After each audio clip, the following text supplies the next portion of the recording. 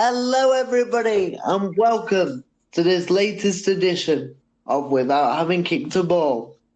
Yes, we are back. I know we were skiving last week, so double your money's worth today, as well as a little bit of a twist with how we normally do things. But I will go through that in a moment. Joining me tonight, I am Sam Taylor, and joining me tonight is the man whose channel this is on, TubeMix, also known as Will. Hello, my friend. Sam. Hello, everybody, and can't wait to do another show.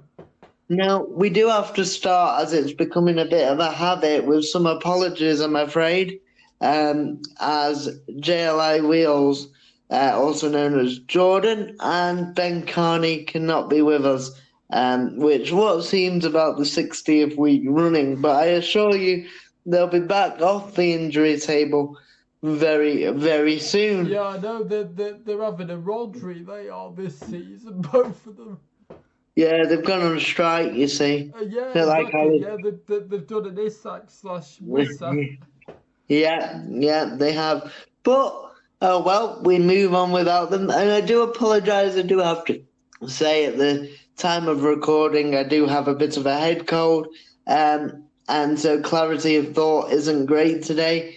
But I'm here, cracking on, soldiering on, and the show must go on, as they say. The show must go on. So today I said we will do it a little bit differently. We'll go through each Premier League match, and as we do go through each team and review where they are post the international break, what we might expect from them. Will they keep up their good form? Will they regain some form? So we're going to do that today as a little bit of a kind of international roundup. So it'll be good. And, of course, we'll do our EFL results from the weekend as well. Because, of course, apart from the Championship, of course, League One and League Two we're still up and running, so we will miss out the Championship today. Yes. As there have been no games over the international break. And we'll do a Premier League / League One and League Two show without, of course, your EFL guru for another week. But I promise he's got lots. He's noting it down. He's storing it all up. So we will be doing an EFL carpet for him when he's back. Yeah, we will if he comes back. I think he may have been hired by some rivals somewhere. But Speaking of rivals, maybe rivals for European places, we start our roundup in the Premier League, and two teams that have had a bit of different start to the season. Bournemouth have been flying high under Andoli Iraola. And a continuation, really, of their good form from last season. Yeah, despite losing key players like Milos Kerkez, Dean Huijsen, Madrid, and a host of other players as well. So three of their back four. Atara, who went to Brentford, I think it's Atara went to Brentford. Not so big. Was it Zabani who went to? Not Zabani. What's he called? The Bournemouth centre half. Let me check that. He went did he go away as well? Or something, I think. Yeah, he did. Let me just check that. But it hasn't really affected Bournemouth at all. They've brought reinforcements in and have just moved seamlessly into the season. So we will start at the Vitality Stadium. It seems so long ago. Yeah. A lot seems to have happened since those games. Of course, we've had the international break where, without surprise, England booked their place at the World Cup. But back to the domestic football. Yes, and it did finish Bournemouth 3, Fulham 1. Fulham took the lead through one of their own, Ryan Sessegnon, in the 70th minute after a very cagey first half on Friday Night Football. Before the man of the moment, Antoine Semenyo, Who else? scored in the 78th minute. Then Justin Kluivert with a worldie in the 84th minute before another brilliant finish from Semenyo as Fulham were pushing forward, looking for the equaliser, sealed the deal in the 96th minute. Another late goal again. Yeah, there's been quite a few. I mean, they were all late in that game. If you think Sessegnon didn't score till the 70th. Right, 70th minute, wasn't it? Yeah, to put Fulham ahead. I think, I don't know about you, Will, and we'll go on to both teams in a sec, but great result for Bournemouth, keeps their momentum going. For Fulham, I feel they've been a bit unlucky in the last few games. They've had a few VAR decisions go against them and have played well in games without necessarily getting the results. So yeah, I think it's kind of like, in my view, Crystal Palace at the start of last season. I think it's very much of a case of just been unlucky, and they'll pick up in the second half of the season and, excuse the pun, kick on. They certainly have the capability to. I think they're a very good side. I think Marco Silva, credit to Marco Silva, he's matured a lot. I look at the man who was at Watford, and that ended a bit and Everton. Unceremoniously with him wanting to go to Everton, and then Watford eventually sacking him for a lack of focus. And then obviously he went to Everton at the start of the. I think it might have been the. I think it was the 17-18 season, if I'm not mistaken. Right, because Ronald Koeman, I think. Oh no! So Ronald Koeman went from Southampton to Everton, so it was the 16 to 17 season. Yeah. Ronald Koeman was sacked. They brought in Sam Allardyce. Yeah. And then he went, and then they brought in Marco Silva. Yeah. So obviously Marco Silva, time at Everton wasn't great. Got found out a bit. Maybe wasn't ready for the level, and we all know that Everton is one of the biggest clubs in England historically. Well, exactly. That's why since Roberto Martinez, they went through a lot of managers. They have, and excuse me, there'll be a few of them today. It maybe wasn't the right time for Marco, but then he came back in at Fulham in the Championship, and has gone from strength to strength with them. And he's had offers from Saudi Arabia and other countries that could have offered him a lot more money. And I thought he might be tempted by the money, to be fair, but he stayed very loyal to Fulham, which is good to see. Yes, absolutely. Yeah, so I do like him. I think Harry Wilson's a very good player. Obviously, Rodrigo Muniz, they managed to keep hold of in the transfer window. Iwobi is always bright and has improved a lot in the last few years under Silva. Emil Smith-Rowe as well. So it seems to come off the bench a lot. I don't know. Yes, I don't know what's quite happened, because he initially started very well. Maybe because of his. And he's always looked bright when he's come on, but maybe because he's had so many injuries, maybe he can't play 90 minutes. Maybe, yeah. So saving for later in matches, obviously Calvin Bassey and Bert Leno we know very well from his time at Arsenal. Yes. But Fulham, I mean, despite losing their last, couple of games, I think will be well clear of relegation, and I hell, think. they're not going to go down. And I think are still an outside shot for for a European Surprise. for a European place. Hey! We do have Jordan on the other line, so hello to Mr. JLI Wheels. Oh no, have you started? Yeah. I'm So sorry. you've come in so you can say hello to everyone. Here he is, looking homeless, but Hello. good. I'm getting the mullet cut tomorrow. Good. So Fulham, I think, will push for a European place. I really do think they have an outside chance, whether that'll be, in a cup competition through that route or the league. And Yeah, certainly, or maybe just finish just under the European places. But yeah. Interesting opinions. I'll give you some quick opinions because I didn't realise that you were recording. Yeah. I think it's very interesting coming into the second international break.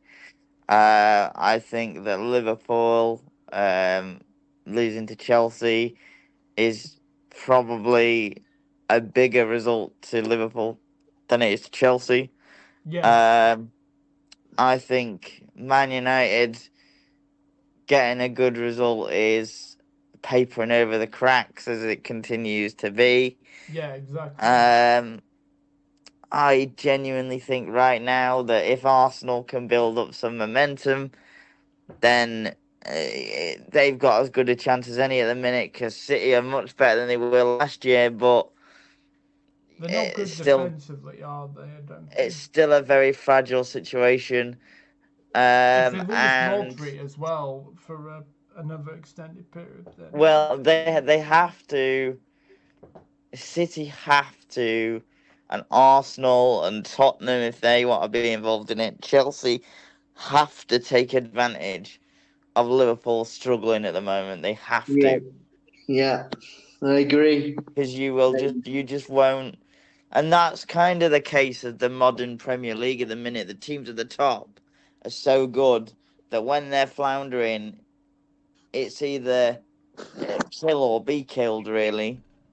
Yeah, Um, take the opportunity and grasp it with both feet, shall we say? yeah, I think same as we said a lot of last season because you were just talking about Fulham.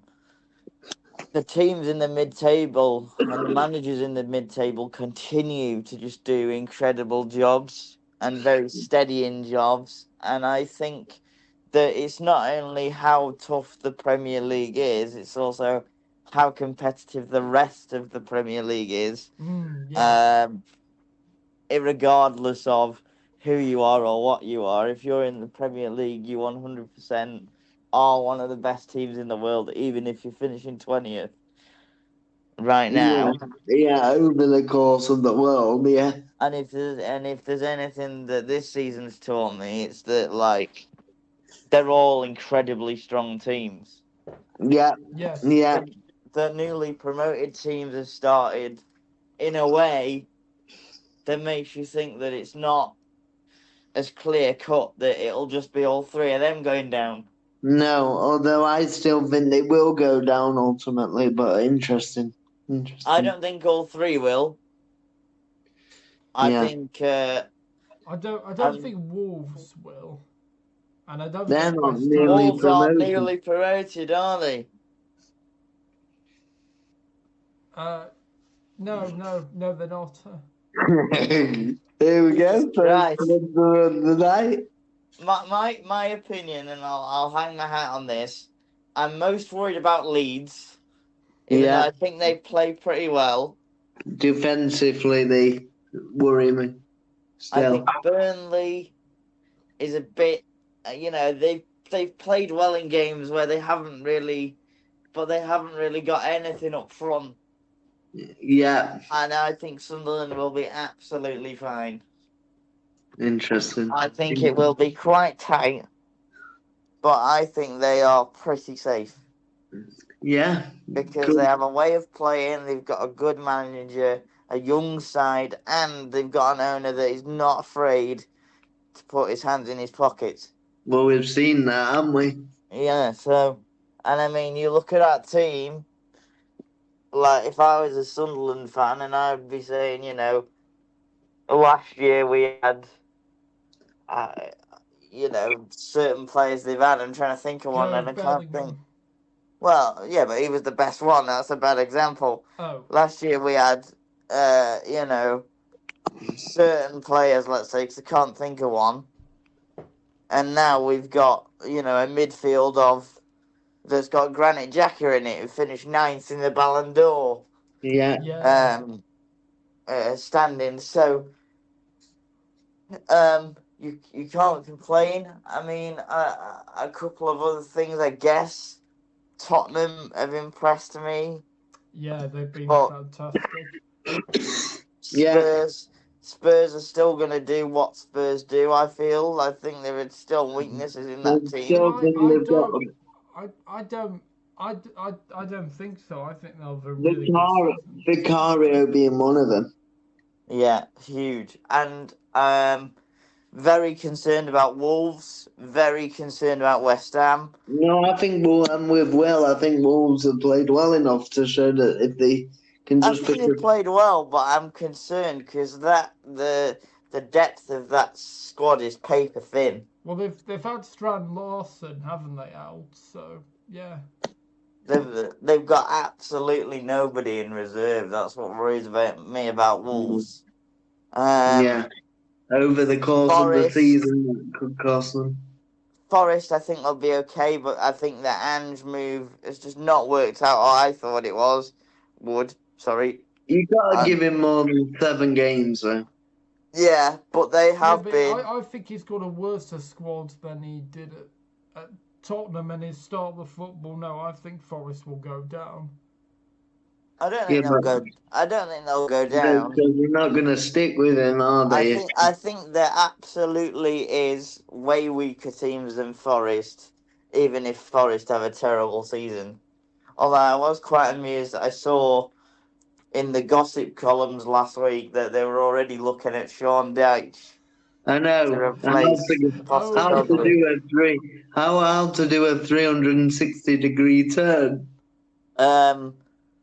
A couple of other things because I'd better go if you're in the middle of recording. Crystal Palace are amazing. What a team! Yes. They were so unlucky against Everton as well. They Yeah, backed I up. spoke to somebody I work with who's an Everton fan, and he said it is an absolute miracle that we beat them. He said they are an amazing team. He said we just got lucky, Yeah. and Well, ride your luck. that's a season ticket holder that's been going for 40 years. So, Amazing. yeah, I don't know. To be honest, like with certain commitments that I've had with work and obviously you, Sam, have got a very busy life and you, Will, are busy. We haven't talked a lot of football recently, I don't feel. No, I've told the listeners that and the watchers that you will, people tuning in, that you will be doing EFL extravaganza when you are back. Yeah, but God knows when that'll be at this current moment. What was I going to say? Yeah, like I said, I just think there's a few strange things at the moment. I think that Ange signing looked to be great, but it's just falling really flat. Yeah, well, I think it doesn't help that everybody was behind Nuno from a player's point of view. I think you're completely like he's got bollocks. I'll give him that because it's an impossible job to come in against a man like Nuno. But And Marinakis. But on the complete opposite side of the scale, why the hell did Nuno think that was a good job?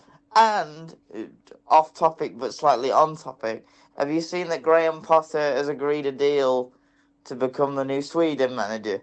That doesn't surprise me with his time in he Sweden. managed Ottersons, didn't he? I think. Ostersons, yeah. Ostersons, right? Not bad for you, Will, that. Oh well, yeah. Generally, my So I've got deep concerns about West Ham. Yeah. They just seem to be just sinking, don't they? Really. I know a hammer, and he said we've got. I spoke to him a few weeks ago. He said we're like a blunt hammer that can't hammer down anything. He said we're just completely devoid of anything.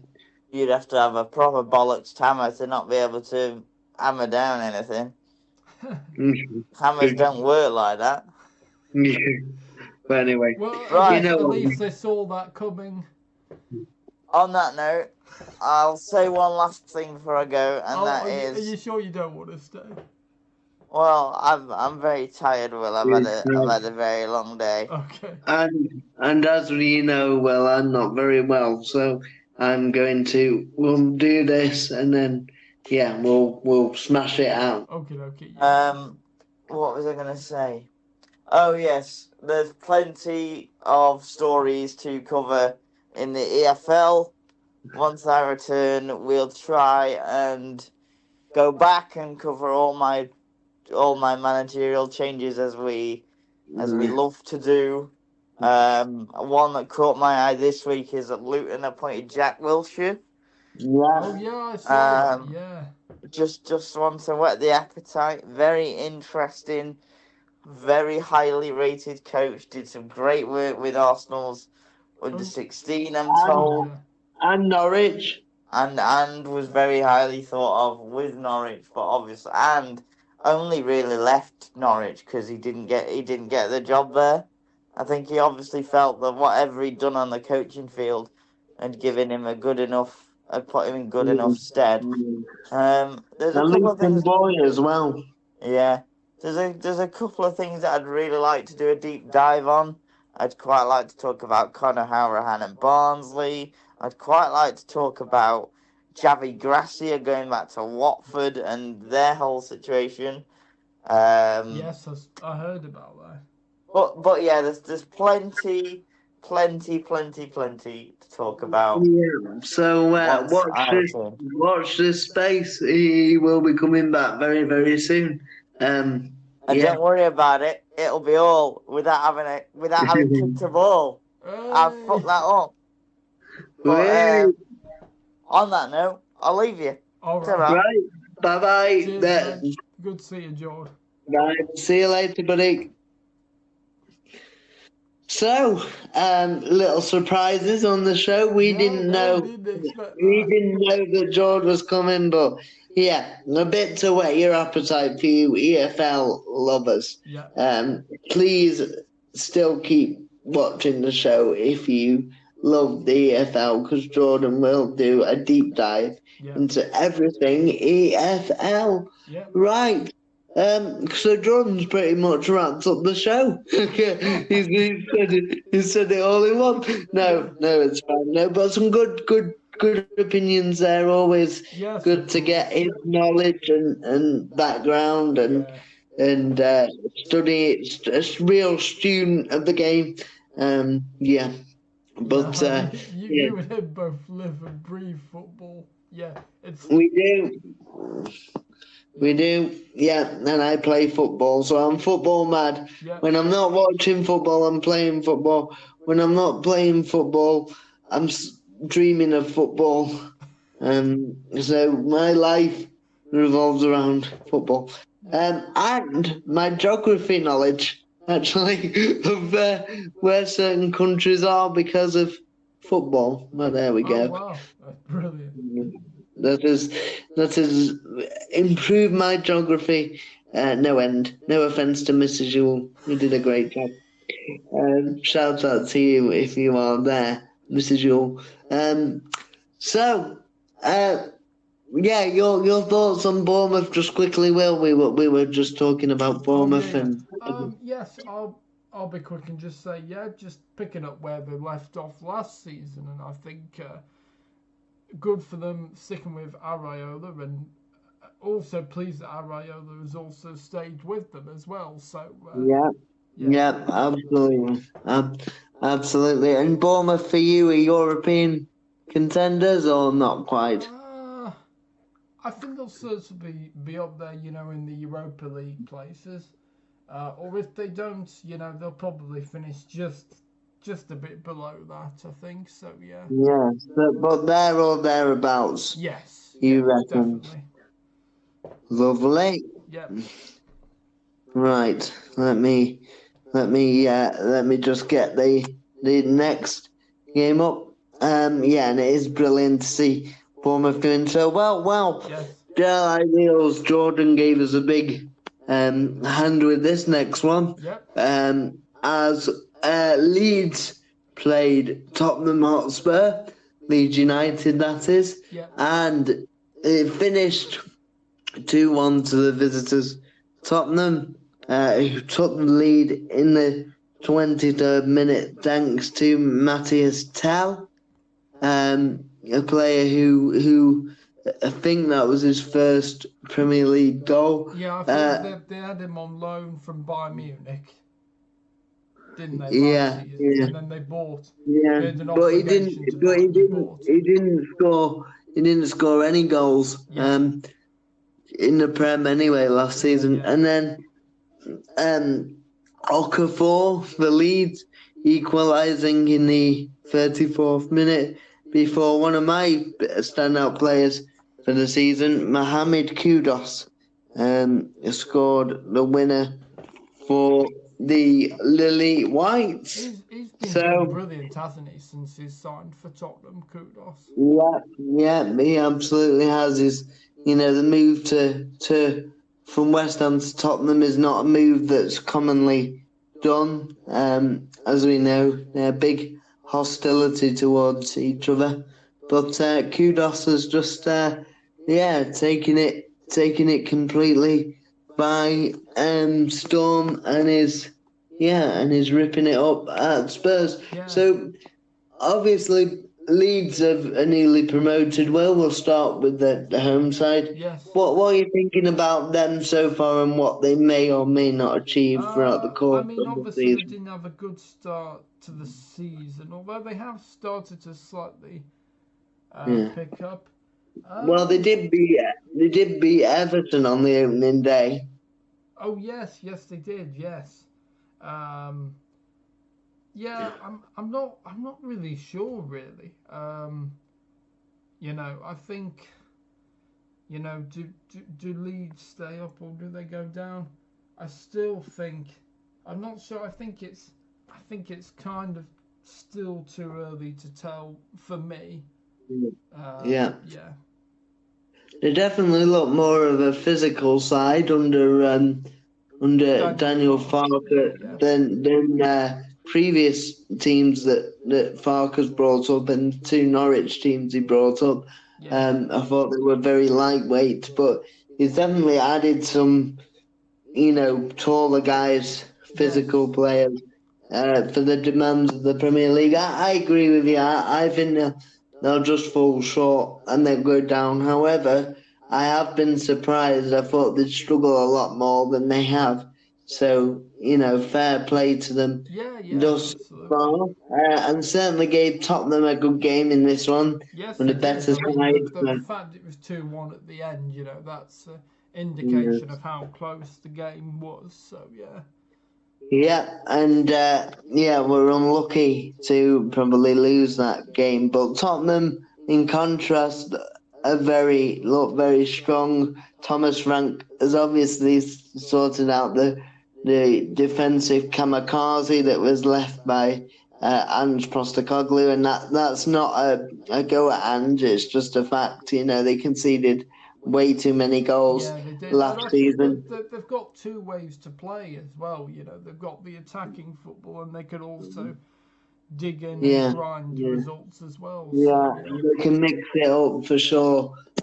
Which I think I know people go on about teams. They want their team to play amazing football, but actually. You can't play I think that way he, all the time. You've got to yeah, be a good manager. yeah, You've got to be versatile, and you've got to be yeah. flexible and mix it up.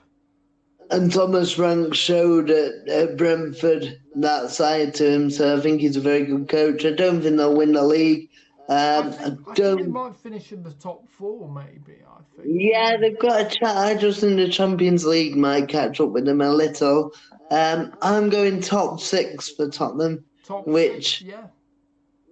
given where they were last season, 11th place is lower in 17th. Yeah. Would be, Yeah, would I'm be a. going to say for now, top 4. Yeah, top 4. Yeah, and Frank really has an identity that he's brought to Spurs. And he seems to have brought such a good atmosphere as well, not just on the pitch, but, I get the feeling that he's brought such a good feel-good factor, which is so important. The results, yes, are important, but you need that good atmosphere to thrive. It's all connected. I don't think the players were against Ange in any way. I just think it was too kamikaze. They won a trophy, so I'm sure the players and fans will be eternally grateful to Big Ange, Yes. As he calls himself. So, yeah. He But doesn't call Tottenham. himself that, does he? Surely that's a media nickname. No, he does as well. Oh my God. I've heard him say it. What an So, idiot yeah. for calling himself that. Yeah, well, yeah, but Tottenham will be much better placed, well inside the top 10. Yeah. I think Yeah. Leeds will be flirting with relegation all season and will just fall short, in my opinion. Yeah, okay, fair enough. But yeah, I think to be fair to Daniel Farker, he has learnt from his previous spell with Norwich in the Premier League, yeah. Yeah, and it's a bit like Ange hasn't yet. Well, Farker's yeah, kind of is still too stubborn, isn't it? He can only play his way or not at all, it seems. Farker's definitely definitely been much more solid this season. So good luck to them. A big football club, have a massive following.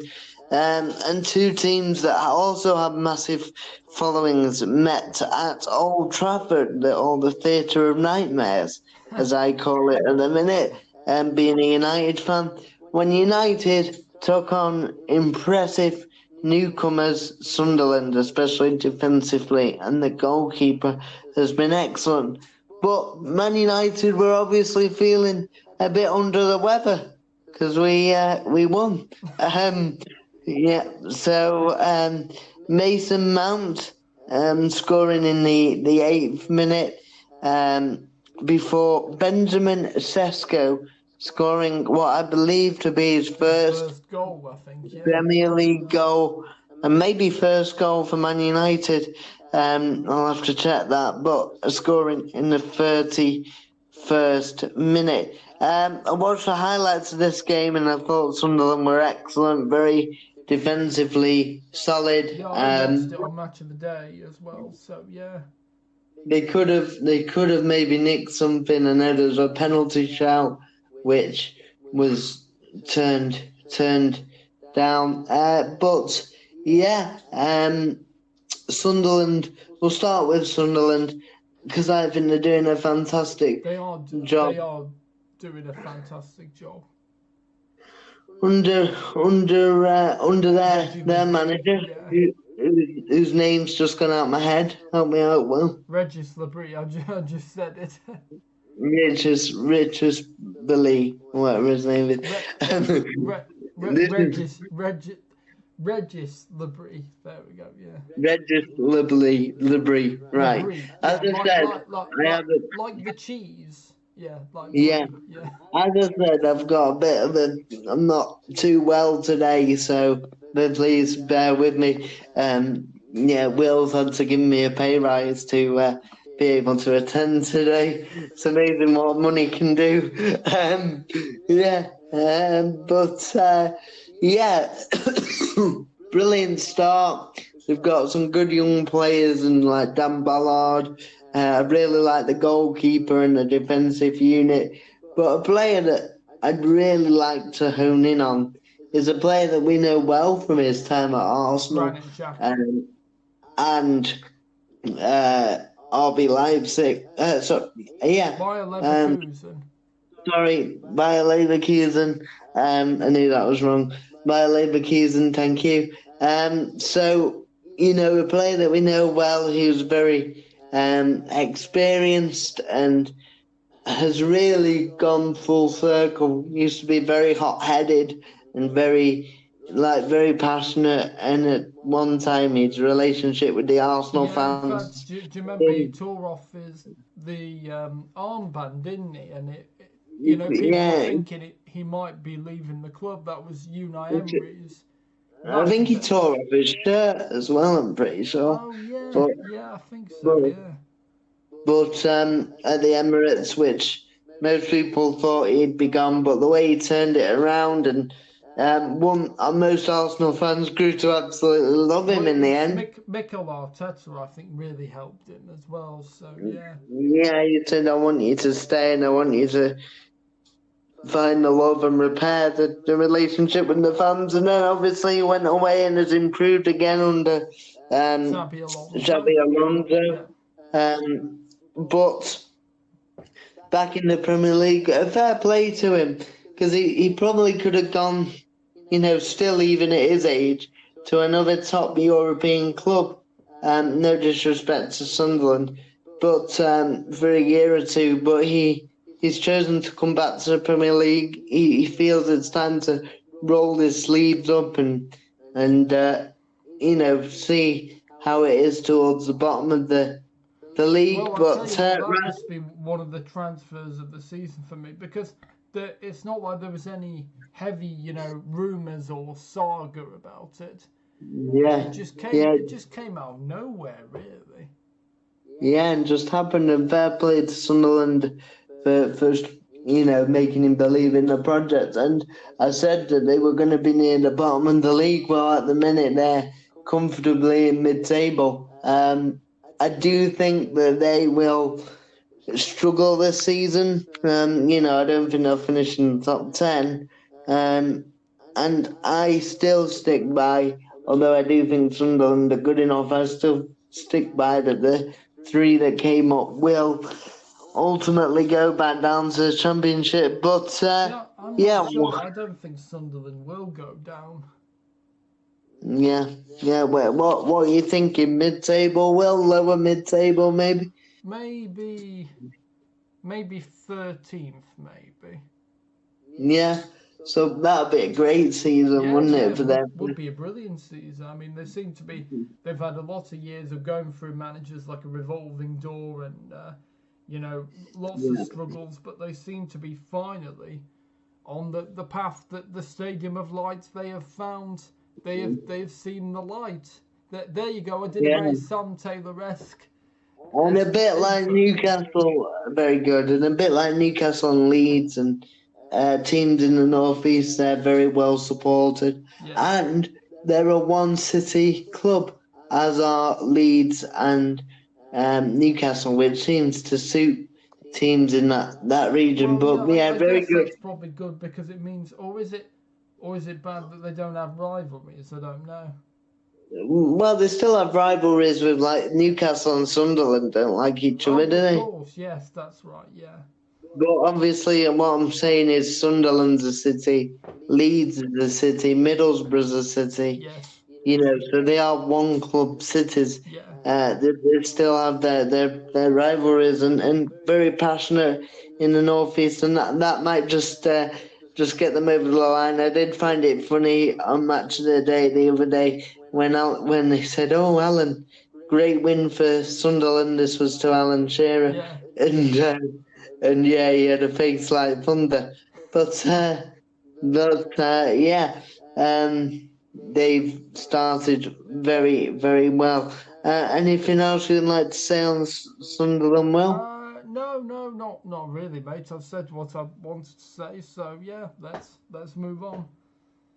let's move on to the basket case that is Manchester divided. Oh, sorry, no, Manchester United. But may as well be divided. But I will say, obviously, 2 wins in the last 3 games, albeit down to 10 men against.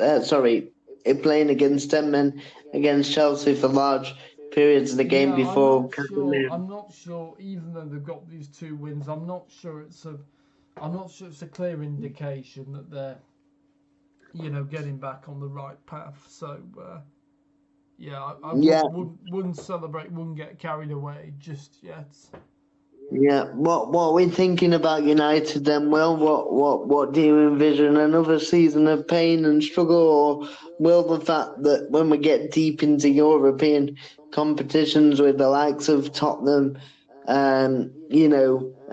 Crystal Palace, you throw in that mix, They won't have any European football, mate. I'm saying Tottenham, Nottingham Forest, Crystal Palace have all got European football. Yes, I get what you mean. And Yes. I'm saying could Man United take advantage of that if players start to get injured and push towards the goal? Well, it's possible. You just don't know what you're going to get with Manchester United, do you? No. It's either sweet or very, very sour. Yeah, exactly. So I don't know. I mean, looks like Lemons did a good job, because he got his first start in the Sunderland and United game. Interesting signing when Martinez was reportedly on the market for 30 million. Yes, I know. Yeah, well, there's been lots of discussion about that, but yeah, Lemons seemed, very, very relaxed actually, and very composed, and Yeah, that's what we want. He looked like a man that the United curse hadn't got to him yet. So sure, a week at Carrington, that'll catch up with him in no time. Good start. And United, what do you see? Firstly, with Ruben Amorim and everything there, and then where the club might be. Well, yeah, I don't know. Maybe Ruben Amorim, maybe he's just saved his job. I like I said, I don't know, because you just never know which Manchester United is going to turn up. It's quite hard to know where they are going to be for their final standings at the moment. With that said, then, Will, do you think maybe mid-table if they're very up and down? Yes. I'm gonna go with that, and then if they do finish, in the top half of the table, then that'll be, believe it or not, that'll be a very good season for Manchester United, which I don't think any of us could imagine, saying that really. You wouldn't have said that 10 years ago. Yeah, no, exactly. I think relegation would be a good thing to avoid for United. I did say, I'm half joking there, but I did say on a serious note that United could get dragged into a relegation battle, or be on the fringes of it if they're not very careful. They're not going to go down, though, I don't think. I would have had £1 on it though at the start of the season, because I bet the odds weren't very big. Well, yeah. Well, when you've been defeated by Grimsby Town in the Carabao Cup, then no disrespect to Grimsby, by the way, thoroughly deserved. Oh well, yes, of course, absolutely. On the night, I just think Ruben Amorim is walking a tightrope. I think the fact he won't change his style or his system. Well, quite really. Like Angie seems to be so stubborn, doesn't he? I mean, not even the Pope would make him change, which is my favourite football quote, I think, at the moment. Yeah, it was a brilliant one. The problem is, if they do give Amorim the boot, and this is my last point, who else are they going to get? They tried Jose Mourinho, they tried Louis van Gaal. Those are both, born winners. Who else are they going to get? Yeah, it comes from the top, I'm afraid. So, there's lots to be sorted out that is currently divided. Right, are we ready to move on? Yes, absolutely. Let me look at the next game. Still shocked about that. Manchester United winning, amazing. This one was a bit more predictable, as Arsenal would end the weekend at top of the table after Liverpool's defeat to Chelsea on Saturday evening. Earlier. Saturday evening, but Arsenal fired past certainly a more organised and stubborn West Ham under Nuno, who looked like they had a bit more fight in them.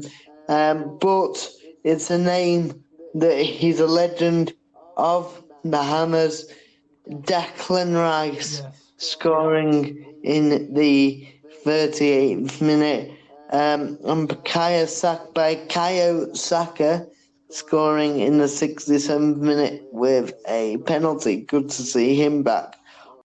So, obviously, Arsenal looking excellent and have certainly taken advantage of Liverpool's slip-up. Sorry, Liverpool fans, for that slip-up. I'm sure you're all thinking of Steven Gerrard now, which is one of my favourite Premier League moments. But there we go.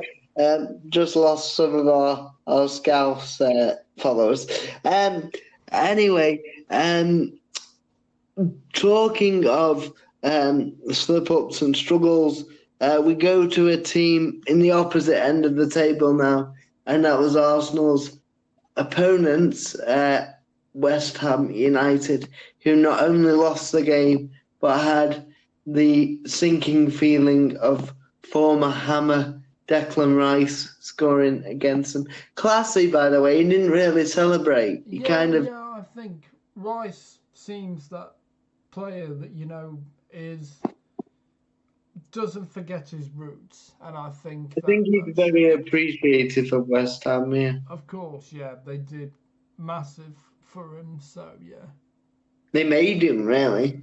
Exactly, they did. Yeah, but him and Bukayo Saka doing the damage, as we know. But your thoughts on West Ham, Will, and now Nuno's gone in, obviously. Very different situation to what he was in at Forest, but...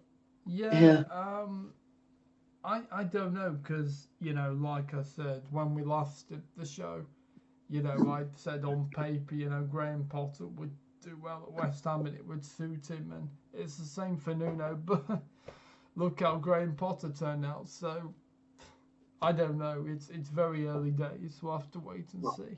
Obviously Nuno likes to play on the counter-attack, but does he have the players to play on the counter-attack, the pace? So he has Jared Bowen, doesn't he? And Somerville. But he hasn't really got any quick players other than Bowen and Somerville. Like Alanga and Hudson-Odoi were last year.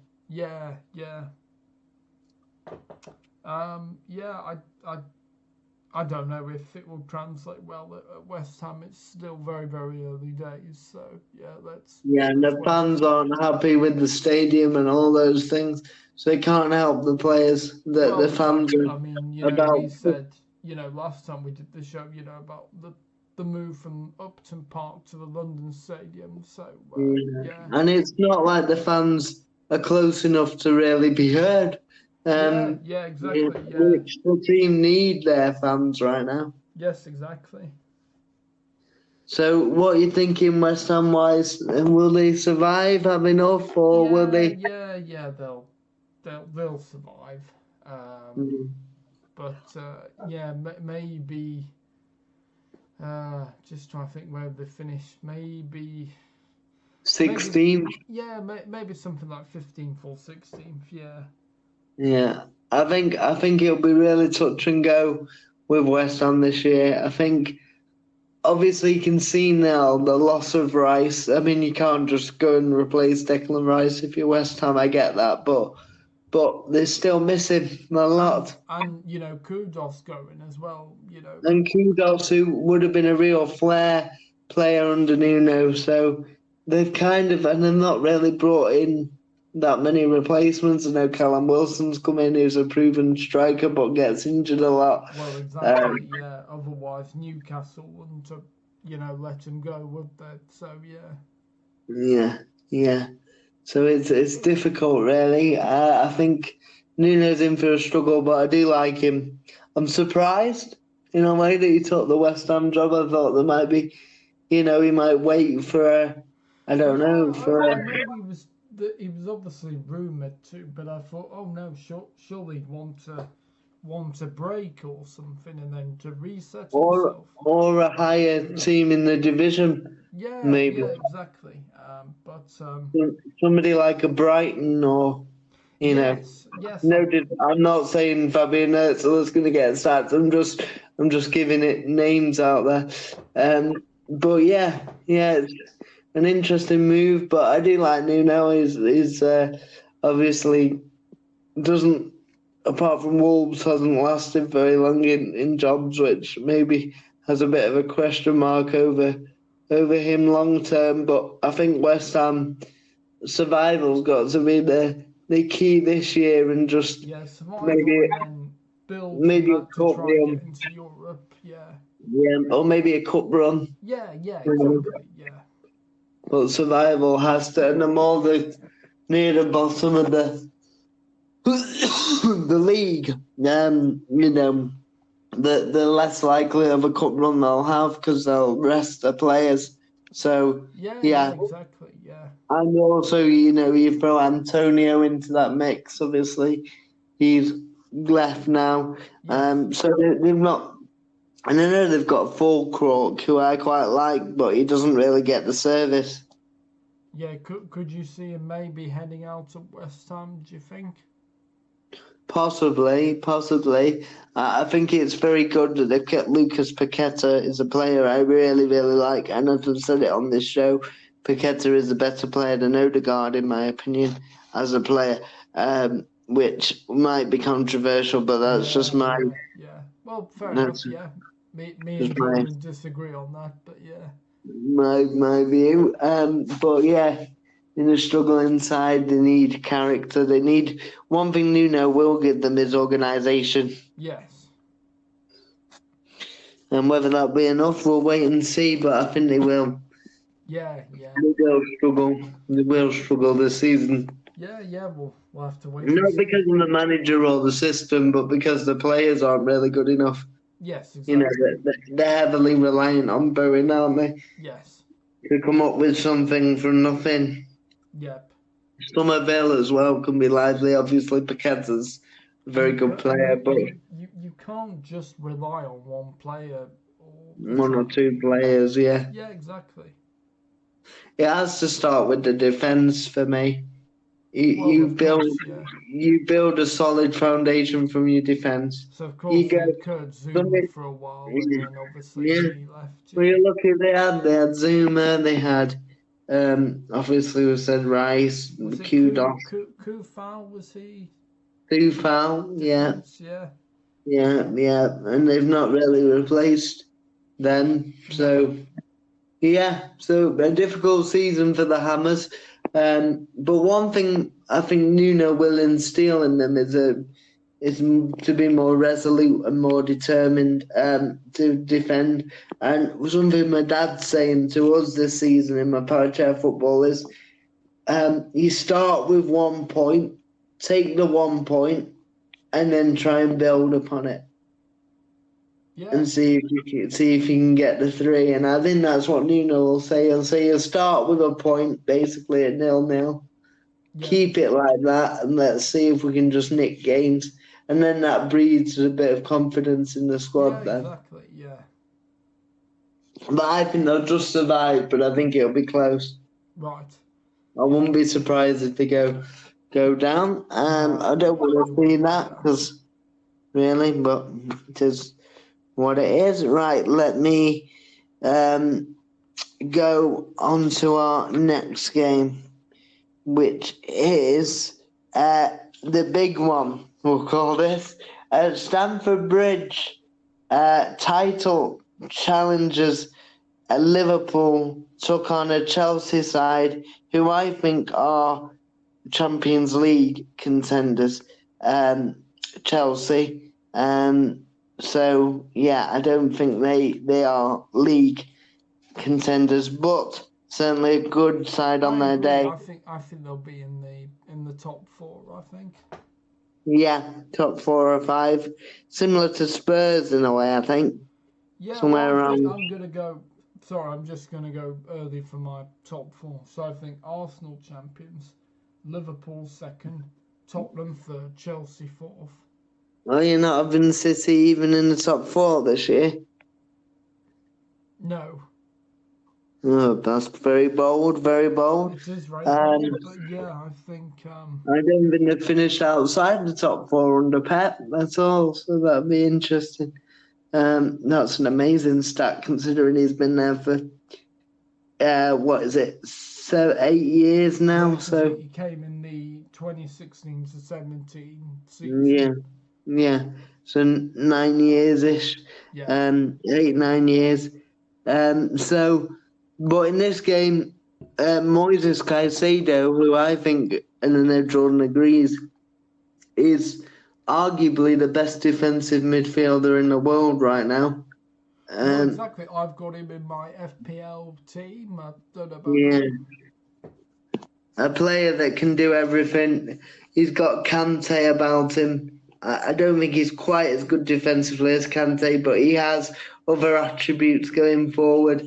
Took a long time to settle, didn't he, when Chelsea bought him? Yeah, I think there was a lot of hype, and Chelsea were also going through a big transition, weren't they? Yeah.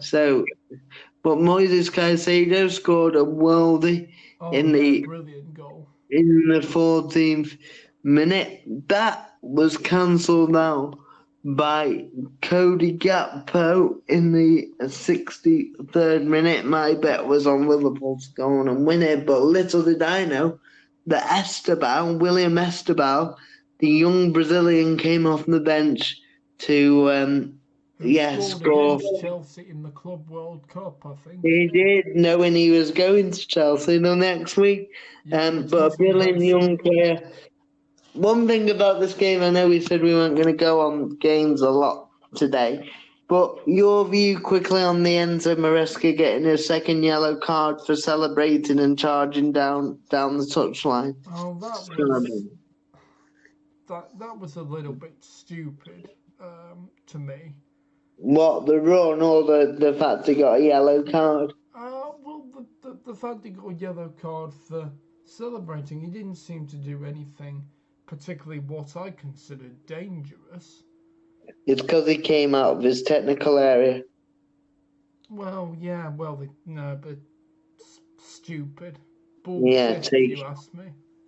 Taking celebration out of the game. They've already done that with VAR. Yeah, exactly. It's like players getting booked for taking their shirts off. As long as they're not stripping completely off, then. Or antagonising the opposition fans. Yeah, exactly. I think that's to do with the sponsors, by the way, why they can't take the shirt off. Oh, right. Oh, okay, right. But I don't agree with it either. Yeah, but back on to... Sorry, Will? Oh, no, sorry, just to tell them to piss off, so yeah. Right, well, can write that to the Premier League and the FA. So I look forward to reading it. Well, back to this game, obviously a dramatic late winner for Chelsea. There's been a lot of pressure, surprisingly, really, on Enzo Maresca. I think it's been a bit unfair because it has been a bit unfair. In the 2 games he lost before that, they went down to 10 men. Yeah, exactly. So we can't really legislate for that. So exactly. So Yeah, no, but you know what it's like in football. You lose 2 games and there's already so-called pressure. It's It is bollocks, these but days. yeah. Yeah. Yeah, and great win for Chelsea, backing up their Champions League win in the week of that game, so They've 2 got a weeks ago. really great squad, you know, and when Delap's back and Palmer, Yeah. you know, is back to full fitness, they've got But a really even good. without them, they've got some really good players as well. Yeah, So you're exactly. right. Yeah. Chelsea have got a really good squad depth, The I only think. the only reason I don't say Chelsea can be title contenders is I still think the team's a bit too young. It needs to mature yet a little bit. Yes. Overall, which yeah might just hold them back. But yeah, a great. They're not far away. Probably maybe like in 2 seasons' time or something. Yeah, yeah, absolutely. So your view on Chelsea's top four? Uh, yes. Mm. Yeah. They'll be in the top 4 for me, definitely. And obviously, it was 3 defeats on the spin for the first time under Arne Slot. The slot machine is encountering a bit of a problem. You are loving that analogy. Yeah, you're absolutely milking it. Yeah. He needs to get back to the arcade. He's run out of 2p's. Anyway, so obviously, though, on a serious note, Liverpool have now lost 3 games in all competitions. That was the late defeat to Crystal Palace, Yes. followed up by their Champions League defeat to Galatasaray, and then lost to Chelsea, albeit narrow in all games. Yeah. And you could say they were unlucky to concede 2 late goals. But yeah, the cracks starting to appear in Slot's machine, or is it just a case of a little blip while they get old players? I think it's that they've had a lot of new signings, haven't they? I think but for me, Gakpo would go back on the bench and Eketiah would come back in as well as he's been the few. What would you do? Put Nketiah and Isak up front together? No, so they've. Well, that's it. I'm just trying to think. So, Isak has started to actually kick on. So you could have Isak, Salah, and Nketiah, and then put Gakpo on the bench. Yeah. I mean, I like Gakpo. He's a great player, but yeah, I do like him, but he seems to perform better when he comes off the bench, I think. Yeah, have an impact there. So obviously Liverpool's title charge has, well, it wasn't really a charge. We've only played 7 games, but they weren't playing particularly well at the start of the season anyway, and defending. And they struggled defensively. Canate has looked all over the place. Yeah, exactly. I bet I bet they'll be desperate to try and get Mark Gay in. The big question, will they eventually get him in? But the interesting thing is you got Canate, who's got 9 months left on his deal, and his head looks all over the place. Yeah, and he can't focus. And you've got Gay, who's playing the best football of his life and has been brilliant. So and compared to say Salah and Van Dijk were both the way, didn't they left it very late to renew their contracts, so they were quite dangling, if you like, but they didn't let it affect them, did they? So yeah. I mean, and Kirkes hasn't really settled yet. Florian Wirtz, I think, is a wonderful player and could grow into being the best player in the league, but I think he needs time to settle. Yes, he does. I think not just on the pitch, but also off the pitch. I think we forget he's a lad that's 22. Is he? He's been in Bayer Leverkusen his whole career, so, and there's big pressure. So I think he'll come good. Kirk has surprised me because he's played in the Premier League a few years and not very good. But this year doesn't seem to be working out. So for me, Liverpool still title contenders. I had them as winning the league at the start of the season. I still think they'll win the league and just pip Arsenal to the post. But I think it'll be closer. I thought think Arsenal to win the league and then Liverpool to finish second. Close or not close? I think it will be close, but I think Arsenal have got slightly better squad depth than Liverpool. And also, it's very hard to defend the title. I know City have done it did it 4 in a row up to. Yeah, I don't think City are not going to win the title, without. No, but I'm just saying it's so hard to defend it, and City have shown that you can. But yes, you can, but I think Liverpool will be there or thereabouts. I just pipped them to the title ahead of Arsenal, but if they don't win the league, by the way, Liverpool, I could see them maybe winning the Champions League. Yeah, I thought you were going to say you could see Slot being sacked. So I was okay. No, absolutely not. And is Enzo Maresca the right man for Chelsea? Because the Chelsea fans say that the players pass the ball to death and don't really go anywhere a lot of the time. Yes, I think he is. They're just on a little bit of a blip, but they're still finishing the top 4. Okay, watch the space. A close title race. I said Liverpool would win it by about 20 points, so I'm completely wrong right now. But a long way to go. Yeah, it's a long way to go. We go on to Sunday's games. And at the Hill Dickinson Stadium, I still can't get used to that. I still want to say Goodison Park with every fibre of my body.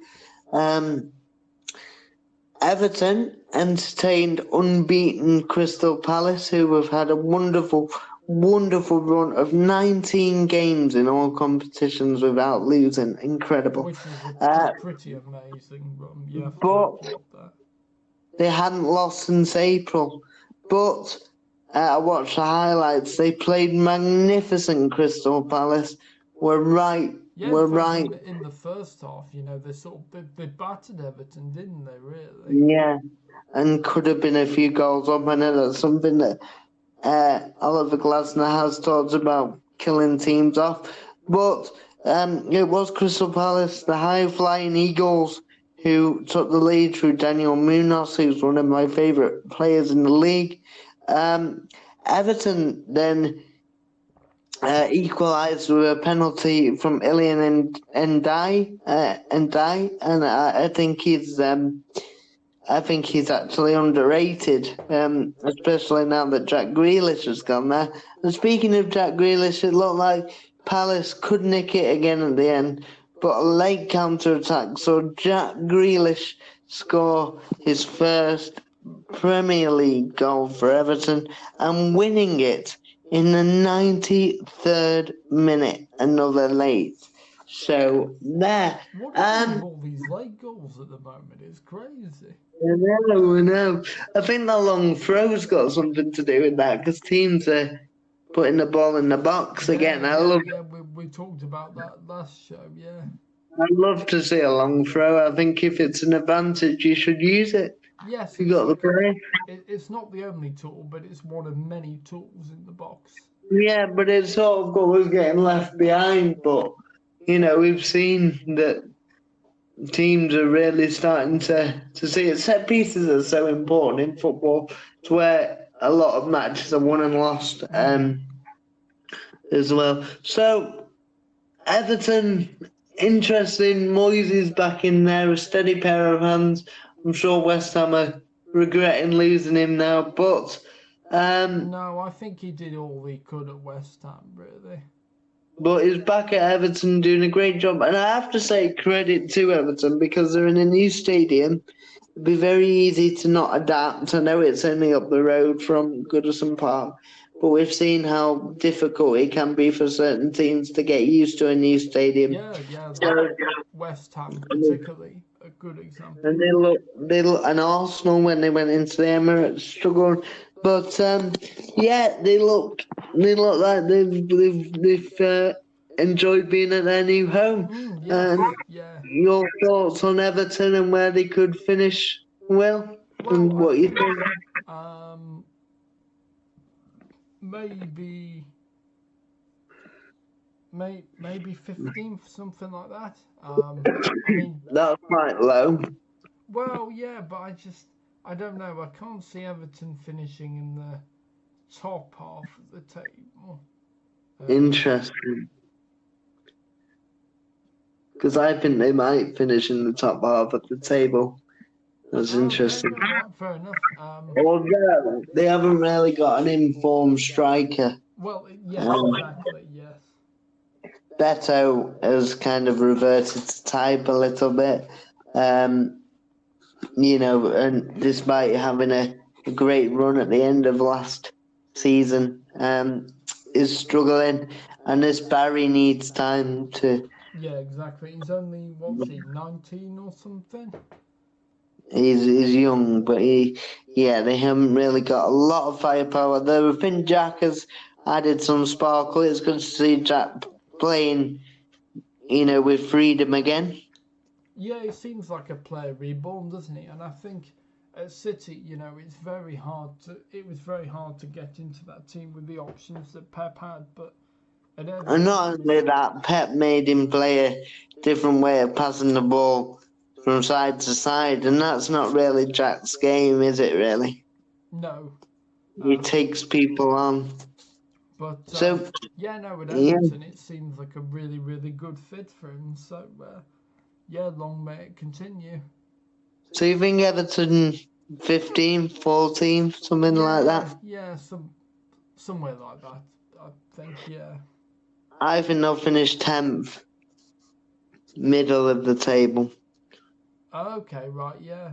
I'm not... Providing they can keep the players fit.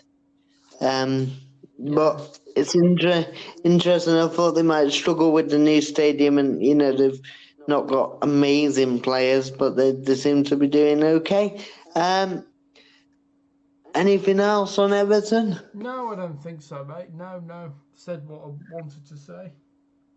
So, Everton may have put the sword to the Eagles, but we do come on to the Oliver Glasner's Crystal Palace, who, yes, their unbeaten run is over and in an agonising way, but brilliant team for me, brilliant manager, love their attitude. As I've said, Mark Gahey, he's my favourite player right now, just because of his attitude and his professionalism.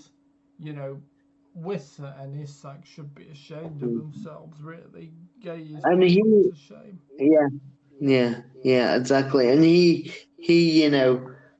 has put you cannot say he's not put 100% in for Palace. He's probably got better this season in a kind of way. Well, absolutely. I mean, before the January transfer, we scored a goal for Palace, and they said, well, if we don't know what's happening with Gahey, but if this is how we battle us out, then what a way to bow out. And you mean in the summer window? Sorry, yes, in the summer window, yes. And also for him then to go for his medical and be told that Palace are pulling the plug when he's had his medical, he could understand if he was really angry and frustrated. And I'm sure he was. If I was in his shoes, I'd be quite...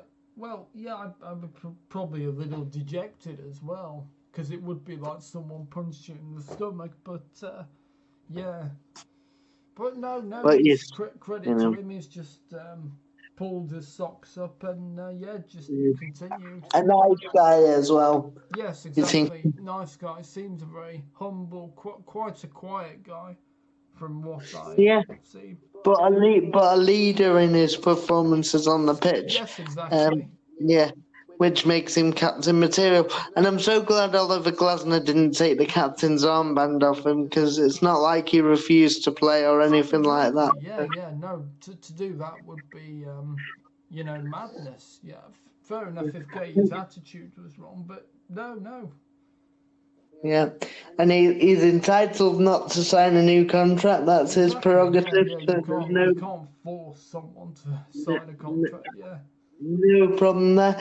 But Palace as a whole, what do you think of Oliver Glasner? The job is done. The team. I think it's wonderful what they've done. Winning the FA Cup was, again, and I know people may sneer at the Community Shield, but for Palace winning that just continues what's such a great story they are writing at the moment. Let's hope there's more chapters to come in the Oliver Glasner tale. What do you think?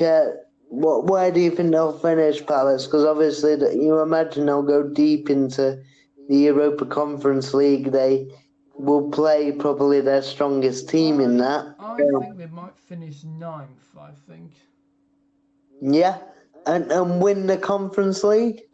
Yes, I think they've certainly got a good chance. I mean, I'd have to look at the Conference League teams, but yeah, I think Palace could have certainly a good chance. And Glasner's he's already been in Europe, hasn't he, with Frankfurt, was he? Yeah, and he won the Europa League with them. Oh, of course he did. So, yeah, it's not like he's not managed in European football before. So, actually, I think a mid-table season for Palace, but with European football again next season in the Europa League if they won the Conference League. Well, yeah, that could happen too. I'm gonna go for 9th or 10th. I think, yeah. But a place in the Europa League next season, you think? Yes, if they win the Conference League, yeah. Yep, and just on Oliver Glasner, obviously there's a lot of talk. Will he sign a new contract? Will he not? He's got the same amount of time on his contract as Mark Gahey that runs out next summer. So, your view on whether he will sign a new contract or he'll get snapped up? Yeah, I don't know. I mean, Steve Parish, I was reading him saying, well, we've had a few little conversations about, the contract, but, the conditions have to be right, and yeah, we'll wait and see. But also, you've said on this show that Oliver Glasner plays the same formation that Ruben Amorim's using at Man United, and I'm wondering look at the difference. Oh, what the difference is he's succeeding. Yeah, you can get two different outcomes. Yeah, so one thing I could maybe see happening if Amorim really is struggling and Glasner is out of contract, could he head to Old Trafford? Do you think? I certainly wouldn't be against it. Yeah. I think also, to be fair to Glasner, he always plays the same system, but to be fair to him, he actually says he prefers to play a back four. But because the team suits so well playing a back five, he's just stuck with that. So he's shown he can be adaptable. Which again, that's what good managers do, be inflexible. Playing to your player's strengths. Yeah, exactly. Yeah, be interesting to see the Eagles. But whatever happens with Glasner, they'll probably be building a statue outside for him. To say, even if he does end up leaving after this season, you say, well done, thank you for what you've given us, and you'll be welcome back at Selhurst Park anytime. And to Gay, if they're both to leave, you just shake their hands saying thank you for what you've both done, and good luck. And the same with Erabid Chiese, probably the FA Cup winner. Oh yes, exactly. I mean, and I know we've already talked about Arsenal, but look at what the start that Eze's had there. He's just fitted in like he's always been playing for them. So brilliant player, Eze. Yeah, it makes you think if they still had Eze and Elise, they'd be unbelievable. And Yeah, now, I was kind of a little bit disappointed. I thought if I was Eze, at least try one season in Europe with Palace in the Conference League, and then maybe depending on what happens to that, then leave in the the summer. only thing is with that, he is a boyhood Arsenal fan and got released by Oh Arsenal, so yes. So I know that. So yeah, I don't blame him also for choosing that. So yeah, but I was just saying it's a shame he didn't have one try Europe with Palace. yeah, but they've brought Pino in, I think he's called, and he looks a really good player. So yeah, watch this space. Come on, Palace. I think they're becoming. I know we're still at a soft spot for Leicester, but I think they're everyone's second favourite team at the minute. Yeah, and you mentioned Elise. Liverpool have been linked with bringing him back to the Premier League. Could you see that? Do you think? Could you see I Elise? don't know why he'd leave Bayern because he's ripping it up at Bayern. Although he wouldn't be in Harry Kane's shadow, would he? But he's not really a striker, is he? Oh, that is true. He's, Actually, yeah, he's a the winger, number isn't he? 10, creative. Yeah, but all good there. But both teams are in for a good season, I think. Oh yeah, Palace. I mean, Oliver Glasner's probably got to be one of the best managers in their history, surely. Well, they never won anything before that. Yeah, exactly. So, yeah. Right, shall we move on? Yes, absolutely. And now we move on to Steady Eddie. I'm not talking about Eddie Nketiah, although he has been steady for Palace. I'm talking about Eddie Howe. And at St James's Park, Newcastle played Nottingham Forest and Postecoglou's Nottingham Forest, who have been struggling. And Newcastle obviously have Champions League football this season, but they have, they've adapted life well after the once-away striker was sold, Alexander Isak, to Liverpool. But in this game, they played Nottingham Forest, who have been on a slippery slope under Big Ange. But Bruno Guimaraes scored just before the hour mark on the 58th minute, and Nick Woltermeyer scored a penalty in the 84th minute to seal the victory for the hosts.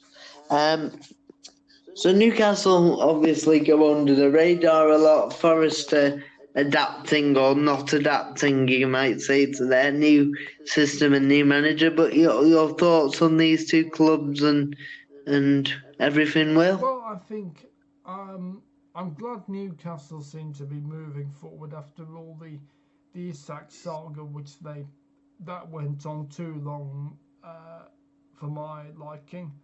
But Nick Woltermeyer, yeah. Yeah, I think what a signing he's been for them. Just I mean, it's gone a little bit under the radar, but he seems to have started very well there, really. Yeah, and he's a young player as well. Yeah, I don't think until they bought him, I had to look him up because I don't think I'd even heard of him. So, yeah. Yeah, so Newcastle in and around the European places again. Not with Champions League football as well this year. I think they're actually going to finish 12th. With Eddie Howe under pressure then? Yeah, I don't think it's going to be as good as the last couple of seasons, and I think playing in the Champions League is really going to catch up with them. So, Eddie Howe out at the end of the season? If that happens? Potentially, although I wouldn't. I think it would be wrong to get rid of him, but yes, potentially. He might have taken Newcastle as far as he can. Yeah. I think they'll be in and around the top 6. But I think they'll finish 7th or 8th. Okay, right.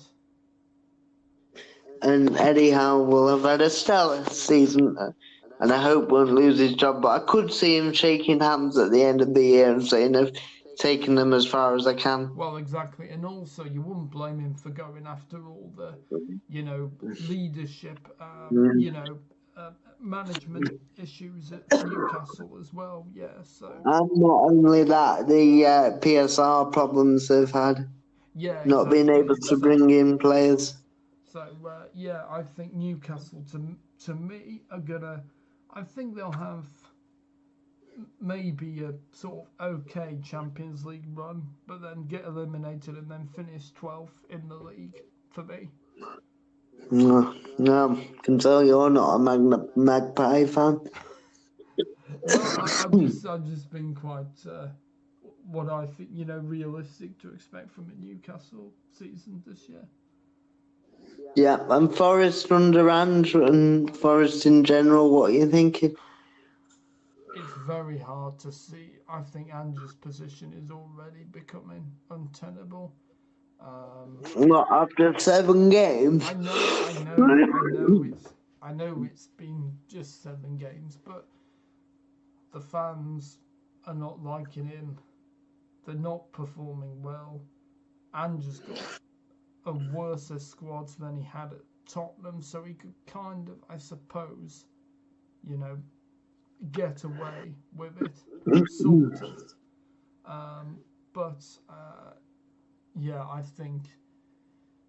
I think he's facing the chop at Forest. I think, especially with we went a great pun there. The chop at Forest. That was completely unintentional, actually. I assure you, but. Very good. And Wood has obviously not been the Wood of the Forest yet this season. So. Yeah, well, in fact, he's not. He's been on the bench, hasn't he? I think because the young player who I can't remember what his name was. The Igor Jesus. Yes, that's it. Yes. How can I forget when his name sounds like Jesus? Yeah. So. Yeah. So Forest, where are you having them, buddy? Relegation zone. You think they'll go down even if it's Ange? Yes. Do you think they've got a good squad though with Murillo, Sells? Not compared to when they had Elanga and. They've only really lost for Elanga. Mind you, Hudson-Odoi is still there. James McAtee's gone there. I think they might finish 16th, maybe, even if they sack Ange. But you're still having them to go down or not? Yeah. My hunch says they will go down. Your heart says that. Did you say? Oh yeah. Sorry, I have a hunch that they will go down. Yeah. No, right. Fair enough. But I don't think they will. I think they'll recover and finish around 12th this season. Fair enough. But I'm not sure that'll be with Ange. I hope it is because I like Ange, but we'll see. It's very hard to see him staying, isn't it, at the moment? Certainly with the way Marinakis is. Well, I was just about to say that, yeah. Yeah, but we'll see. Certainly not good times for Forest. I think Ange should at least be given till, Christmas. At least give him that. And then if they're still struggling by Christmas, then get rid of him. But that's what I said, yeah, but I don't think he's even got that long. I think maybe if they lose tomorrow, he might be on his way. Well, yeah. I saw something on Sky Sports, and I think it's the fan show, and they were talking to a Nottingham Forest fan, and they said, the fan said they would give him till Christmas, and so I'm in agreement with that, yeah. But ultimately, it's ultimately it's not their decision. It'll be Mr. Well, Marinakis. exactly, yeah. Which is sometimes wonder, is Marinakis the problem, really? Well, Does he need to go? I think he's not going to go. He put some money into the football club. Well, yeah, but maybe, you know, maybe sometimes the owner is the problem rather than the manager getting sacked. Yeah. Yep. Right. On that note, are we ready to move on? Yes, absolutely. It finished at Molineux in another struggling team. Wolverhampton Wanderers 1, Brighton and Hove Albion 1. Mark Verbruggen scoring an own goal. Very unfortunate own goal, came off his back. The goalkeeper for Brighton in the 21st minute, nothing he could do about that. But he was bailed out by Jean-Paul Van Heck in the 85th minute. Sorry, the 86th minute. So again, a pretty late goal then, yeah. To rescue a point for the Seagulls. So Wolves 1, Brighton 1. Now, we'll get on to Wolves. Obviously, Vitor Pereira lost Matthias Cunha. He did. Ryan Nori. I know he went to City. Yeah, and obviously, Cunha went to Manchester Divided. Max Kilman, did he go to? Oh yeah, it was West Ham, wasn't it? That wasn't this season, though. That was last season. The start of it. Yeah. So, but Julian Logantegui signed him. Oh yeah. Anyway, but Wolves, for me, have been playing better than their results suggest. Yeah. What's your view? Yeah, I think they have been a bit unlucky. And you know, Vitor Pereira did really well when he came in last season.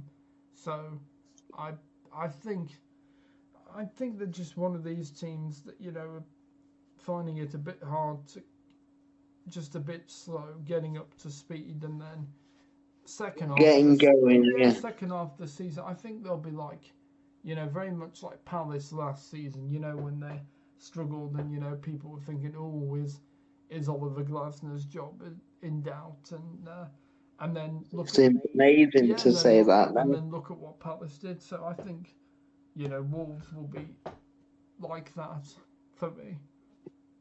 So you think they'll survive? Yes, I think maybe 13th, maybe. Yeah, I think they take that from where they are right now. Yeah, I agree. I think they'll survive too. 14th, 15th, but I think they'll survive. Right, yes. And I like the manager. And I've watched the games, they've been a bit unlucky. As for Fabian Hürzeler, with Brighton, obviously still only 32 years of age, is he? 33? Yes, Unbelievable. He's still pretty young. Pretty young for a manager, isn't he? But he has done quite well, quite steady at Brighton. Yeah, well, I mean, Brighton, you know, they're known for very good recruitment, and not just players, but, you know, managers. You know, you think when Potter left, they had De Matteo. Oh no, sorry, De Zerbi.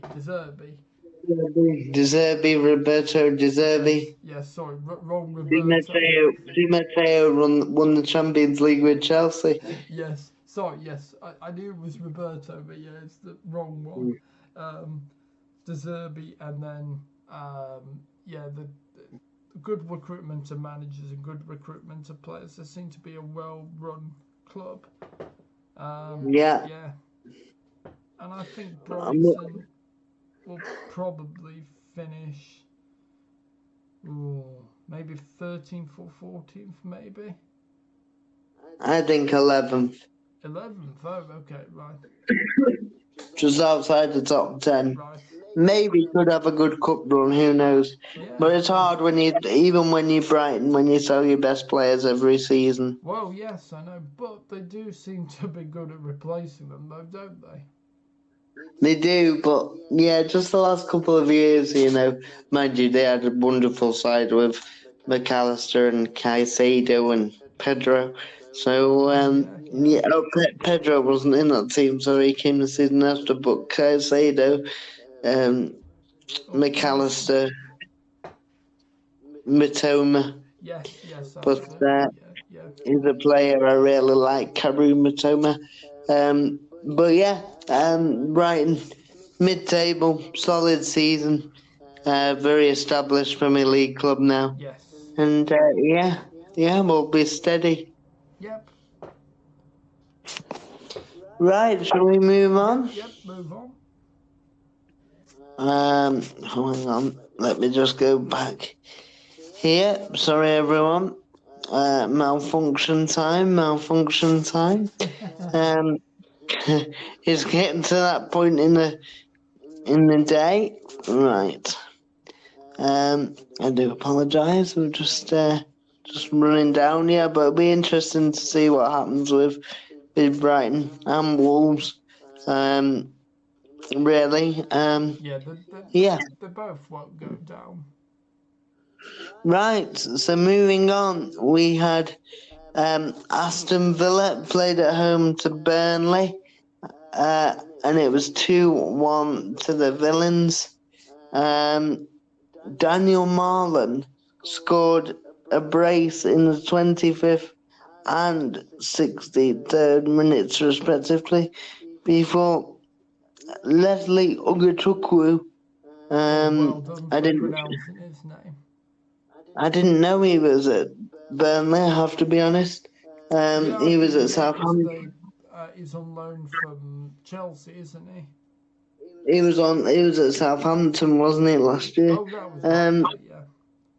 He scored what proved to be a consolation in the 78th minute, meaning Villa have picked up in results in Europe and domestically over the last few weeks. I mean, that's 2 or 3 wins in a row now. Yeah. So, we were talking about teams being a little bit slow and then eventually picking up. Then, Villa, it's been like that for them this season. Yeah. So what are you thinking, Will, with regards to Villa, first of all? I think they'll finish... Bearing in mind they're in the Europa League as well. Yeah. I think 10th or 11th, I think. Yeah. And Unai Emery, if Ruben Amorim does leave his job at Old Trafford, in the mix for maybe the job? I don't think so. That's a big statement. I know he didn't do great at Arsenal, but he was following Arsene Wenger. Well, it is true, yeah. But no. And he has won the Europa League many times. Yeah, no, I don't think he would. I don't think he'll come to United, Emery. I think he will. I think he'll be the next Man United manager. Watch this space. And I'd be happy with him because I think he's brilliant. Yeah. And I think Villa had a slow start. Obviously lost Jacob Ramsey, and a player that's come back into form after an injury and a loan spell is Emi Buendia. Emi Buendia has come back, and a forgotten man. Of course. Yeah, the forgotten man, but a good side. I think Villa will be around 8th place, and I think I've got a sneaky feeling, and there's some great teams in the Europa League, but a sneaky feeling they might win it. Oh, okay. Well, I tell you what, that would be amazing, wouldn't it? For Emery would surely Villa Park get a statue if he managed to win the Europa League. Yeah, maybe so. And a team that are competitive at the minute in all their games, but are coming on the end of the wrong score, are coming out on the end of the wrong scoreline as far as they're concerned, is Burnley. Scott Parker's Burnley, obviously losing can't say the word, narrowly at Villa Park. But your view on Burnley and what they may or may not do this season? I think Scott Parker is a good manager. First of all, did a really good job at Fulham. Did a really good job with Burnley in the Championship. Obviously, the Premier League is a completely different kettle of fish to the Championship, but I think Burnley will do all right, and I don't think they'll go down. Interesting. So where are you having them placed? I'm gonna have them placed at 14th. Right. So see, I think Burnley will go down. I like Parker, but I just don't think they've got enough. So I think the trapdoor beckons. Right. Okay. They have got Kyle Walker though. I know, but he's looking a bit more like a walker at the minute and not a runner. I think he's no disrespect to Kyle, you've been a brilliant player, buddy, but I think his legs have gone a little bit. That's why Pep let him go at City, didn't he? So yeah. He's arguably been England's greatest ever right back. Well, yes, I mean, because Alexander-Arnold didn't do. Oh, mind you, Alexander-Arnold for England, he played in midfield, didn't he, mainly? Yeah, I think Walker's been brilliant for England. I know he had a mistake in him in his early days, but I think he's arguably the best fullback we've ever produced. Right, okay. That's coming from a Man United fan. Yeah, it'd be interesting to hear Jordan and Ben's views on that. Yeah, because he's certainly right up there. He's certainly in the conversation. Yeah. Yep, and obviously they've kept Emi Martinez, which is a massive thing for them. Yes. He was in tears at the end of last season, thinking he was saying goodbye, but not been the case. Yeah. And I still think there's an argument for him being the best goalie in the world, so I can't believe, even though he's older now, I can't believe United didn't go for him, but that's just typical United. We seem to like mediocre democracy. Not democracy, mediocre. What was I going to say? Mediocre, I don't know. Mediocre middle, whatever. I butchered it. Oh, well. Right, so we move on. We do, and we have... I do apologise, everybody. We are just running slightly behind. My phone is being slow. Right. So, yeah, I've been Villa top half. Yeah, okay.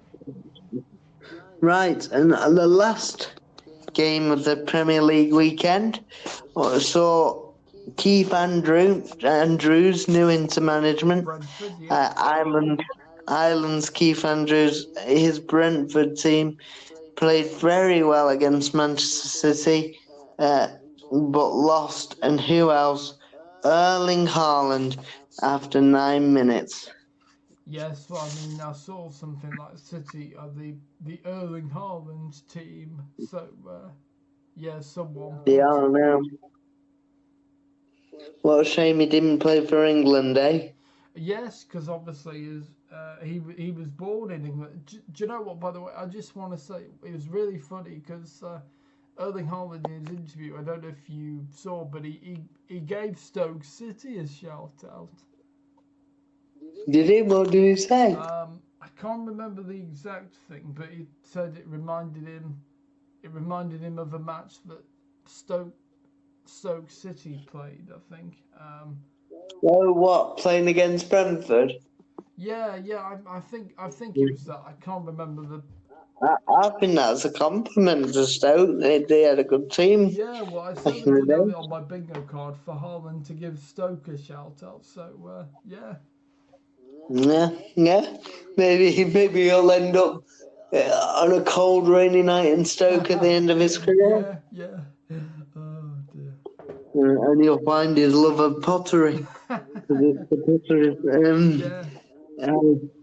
Yeah, but obviously Man City first, as we're on them, you've got them not in the top four, which is Yeah, I interesting. know that's a bold thing, but you know, I'm going off City not as the team they were, but on how I think they'll do this season. So I'm not, forget about past glories. That doesn't matter now, because that's in the past. And they don't have De Bruyne, they don't have Gundogan. The first 11 is, I suppose, pretty good. They're not good defensively, but if they get a lot of injuries, you just look at their bench and you think, well, who could you bring on really that will really change Pep's games for them? Pep's changed the style of play, so yeah, they're playing a bit more defensive. Amazingly, Yeah, which they did against Arsenal anyway. It's like watching prime Jose Mourinho. yeah, but yeah, I think City's bench is quite weak. So if they start to get a lot of injuries, then I think they will struggle. And yeah, I'm going for City not to finish in the top four. But don't forget, of course, even if they finish fifth, then they would still get into the Champions League thanks to the new UEFA. No, not necessarily. It depends how the other teams in the other countries do in their league. Oh, sorry. Yes, that's right. Actually, So it could be top four or top five, yeah. and it's how they do in Europe as well. Yeah, I'm gonna have them to struggle in the I think they're gonna finish fifth this season. Chance of winning the Champions League again or not? No, I don't think they've got a strong enough squad for that. I think they're going to be eliminated from the Champions League quite early. I think. Fair enough. Especially with playing in the Club World Cup as well. I think. Yeah, that could catch up with Chelsea as well. Oh yeah, that is true, and especially because Chelsea went on to they won it, didn't they? Yeah. Yeah, so I think it's City are not going to be the team that they once were, and I think they're gonna struggle, especially if they're going to lose Rodri for an extended period again, which they'll be praying that he's not out too long. So yeah. And fair enough. And Brentford obviously had a lot of upheaval. Thomas Frank going, the coaching staff, half of them going. They think the head of performance going, the head of recruitment going to Tottenham, and then obviously Norgard went to Arsenal. Brian and Buemo went to Man United. Exactly. Yeah. Manchester divided. Yeah. So yeah. I'm gonna go for Brentford to finish 10th, maybe. 10. Yes. You think they'll have a great season? That'd put them up there with where they were last year. They finished 9th. Yeah. So I think they'll finish. Think they'll finish around 10th. I think. And they lost Visser as well. Exactly. Yeah. Who's yet to play a game for Newcastle because he's been injured. So yeah. There's a bit of irony in that. Yeah, he pushed too hard for a move. He injured himself. He injured himself. Yeah, he pulled his hammy. Yeah, exactly. Yeah, well, Newcastle have kind of just got rid of one problem and replaced it with another, Well, yes, I potentially. mean it's very very weird, and yeah, but yeah. I mean, Yeah. So you think Keith Andrews will have a storming first season in management? yes, I think so. I think Brentford will just be a continuation of what they've managed to do. I think, yeah. So I disagree. I think Brentford will be around 17th and will be fighting against relegation. ooh, okay. Not that I don't think Keith Andrews isn't a good manager. I just think there's been, well, we don't really know, but Don't forget they've it's got still Jordan. Don't forget they got Jordan Henderson. No. I know, but I'm not sure that's going to be enough. He's looked very good, though, I have to say. They've got Henderson. They've got what's his name? Thiago, the player that was out last Yeah, season. he's been like a new player for them this year because They've he's got out for the Kevin whole. Shard, who's done quite well as well. I like him. Yeah, still got Damsgaard. Yeah, so I think I think Brentford. Kelleher's not a bad goalkeeper either. Exactly former number 2 to Liverpool. So I think Brentford are going to finish 10th. Well, I think no, but with all that, I still think they've lost a lot in coaching and playing staff. I agree with that. Yeah. I think they'll be around 17, struggling, and might even get relegated. I think they'll just have enough. Okay. But I think Keith Andrews, if he keeps them up, whatever way he keeps them up, maybe even if they go down, should stay in the job. Oh yes, Because absolutely. Yeah. I think Brentford's remit this year, with all the upheaval, has to be to avoid relegation. Yeah, exactly. Yeah, I agree with that as Like, I know they've been pushing on more than that than previous years, but just with everything they've had going I on. agree because it's been probably unprecedented for any club, isn't it, to lose players, That amount of managers, staff. at the same time. Yeah. Yep, but I like Keith Andrews. He looks like a smart guy, and I have to say I love it. Brentford, recruiting from within. I think why not? Yeah, and It's worked for them. from Bournemouth. They brought Django, is it? Oh no, Otterer, isn't it? Otterer. Sorry, that's it. And Utara. Yes. Yeah. So they brilliant stuff from Brentford. From Brentford, but and I do like Keith Andrews, but I just think they will ultimately fall short. Okay, fair enough. Yeah, but I'm going But, for 10th. I love how they've recruited the manager from within. I think that's brilliant, and they did it with Dean Smith, They did. Thomas Rank. Yes. I think they even. Sorry, I'm just popping my phone on charge. I think they even did it with Mark Warburton, if I'm not mistaken. So, Right. yeah. So, all good there. Right. And City, I didn't say where they'd finish. Top 4 for me. 5th for me. Yeah. Right. Are we done with the Premier League? Yep, we're done with the Premier League. So, on to League 1 and 2. On to League 1 and 2. Just bear with me while I get the results up from that. Apologies to all you League 1 and 2 EFL followers. Obviously, there were no games in the Championship because of the international break. But it will just be a run through of the scores. Yes. I'm afraid, just because. We've still got to fill that Jordan Irlam shaped hole. Absolutely right. Let me just sort this out. Will. Yep. What date are we on? Right. So, Saturday the 11th of October, that's got to be right, hasn't it? Yeah. Yes. So, League One.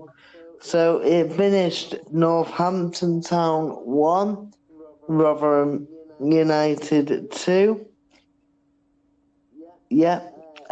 Leyton Orient were 4-0 winners over Doncaster, who have been flying high. To the sword then. Luton and Huddersfield was postponed. Let's see why. Because they didn't have a manager. Fixture change. Huddersfield fixture postponed for because of international call-ups. Yeah, I was joking. It was postponed because they hadn't appointed a new manager yet at Luton. So yeah, never mind. Yeah, but Luton have still got some international players. A bit disrespectful to Luton, and as we know,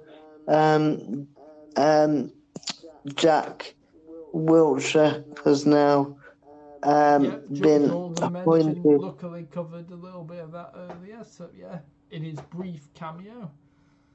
Yeah, and he will go through all that plus all the EFL main talking points, highlights, and discussions when he returns. Yeah, he's probably overflowing with EFL facts. Yes, it will. It'll be an EFL extravaganza, I reckon. Yep. Yeah, where am I?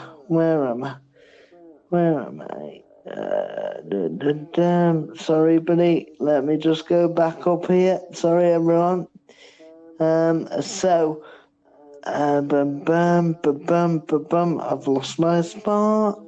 lost my spot. Here we go. Saved by the bell. So that was postponed. Luton and Huddersfield. Stockport County continued their good start to the season as Blackpool went down without Steve Bruce 1-0. Barnsley and Cardiff was postponed. Wigan lost 1-0 to Wycombe. So Wigan Athletic 0. Wigan versus Wycombe. I quite like that. Wigan Athletic 0. Wycombe Wanderers 1. Exeter 1. Reading 1. AFC Wimbledon 1. Port Scum Vale. Boo. 1. Port Vale 1. Burton Albion 3. Bolton 0. And that concludes your League One fixtures. Right, yeah. On to League Two then. On to League Two. Let's see once how again, the beloved Crew Alexander done. Yeah, I'd rather not talk about it. No, don't give anything away. No, you're not. It was shocking. Yeah, not good at all.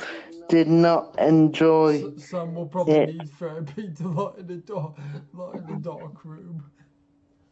Right, so Saturday last week, the 11th of October, Grimsby Town 1, Colchester United 2, Manchester United victors couldn't beat Colchester United, which just shows where we are. Man United. Then, unfortunately, Crew Alexandra 0, Bromley. I think the Bromley Town, aren't they? 1. Yeah. We didn't get out of second gear. Lots of passing without much end product, and we just lacked firepower. Not will and desire, but we just played long ball all match, and they played long ball all match. But the difference was they had players that were about 6'7", And we were trying to play the same way we played the bloody 5 foot. So we didn't keep the ball on the floor. Anyway, rant over. We're just outside the playoffs for those interested. Gillingham, or as my girlfriend says, Gillingham. A shout out to you, Ames. Gillingham drew 1-1 with Cheltenham. Also, Amy, my girlfriend, her dad supports Gillingham, so I'll tell you what, you'll be getting extra brownie points from her for giving it a mention. Yeah. Tranmere went down to Barnet, who also had a man sent off in this game 2-0. As they return to league football continues their return. Crawley Town, boo, 1. Walsall 1. Shrewsbury, or Shrewsbury, I have to say that depending on what side of the river you're on. You might be in the river, to which you could say either. Yeah, because you could live on a boat, couldn't you? Like a canal boat or something. So anyway, the River Severn it's called. But Shrewsbury won 2-0 against Cambridge United. Fleetwood Town beat Harrogate Town in a thriller 3-2. Bristol Rovers went down to MK Dons 4-0 at home. That wouldn't have gone down very well. Salford slump continued as they lost 2-0 away at Chesterfield. Accrington, Stanley lost 1-0 to Newport County. So Accrington 0, Newport County 1. And Oldham Athletic continued their good start back to league football, drawing 0-0 at home with Barrow. And let me just check, but I think that concludes, yes it does, that concludes your EFL roundup. And unless I'm mistaken, the show for tonight. Yeah, it's been a good one. It has been a good one. Yeah, really enjoyed it, and particularly enjoyed Jordan's very surprise cameo as well. That was good. Alright, so I'm dying here. Literally not feeling very well. Still done the show because I knew it was important. And all you can talk about is Jordan. Thank you. I've been ill all day. All I wanted to do was go to bed. And Jordan comes in for 10 minutes. 10 minutes. And yeah. Oh no, you've done a great job soldiering on. No, there's no coming back now. Right, that's it, I quit. No, joking. The cheek of him, everyone. The cheek of him. I've been here, not knowing whether my name's Sam, and not knowing whether my name's Sam, Tam, Dan, Cam. But I still got through it. And yet all he's bothered about is Jordan. Well, it just shows you, doesn't it? They do say absence makes the heart grow fonder. But, in this case, I might have to, me and Will are going to have serious words off air. Anyway, that's not for you guys to worry about. So, I have been Sam Taylor, your host for this evening. And joining me tonight has been the man whose channel this is on, TubeMix, also known as Will. Thank you for your time in the main, apart from those. Thank you, and it's been a really good show, mate, and really enjoyed it with you. And a special shout out before Will gets angry because he loves to hear Jordan's name, to JLA Wheel / Jordan, who came on the show very briefly, always knowledgeable. Yeah. So that is the end. We will be back next week, where I think we'll go back to our traditional format of 3 games. The Premier League will have resumed then, so yeah, we'll be back to the usual format. But the 3 games, and then the EFL roundup, and we'll see if Will's favourite man, George, is back. But yeah, because he clearly has had enough of me. So, anyway, please don't forget to like, comment, share, and subscribe to the TubeMix YouTube channel. And of course, this has been all without having kicked a ball, although I might have to go and kick Will's balls right now. But yeah, that's off air. So goodbye for now, everyone. Good night. Right, come here, you. Terrible.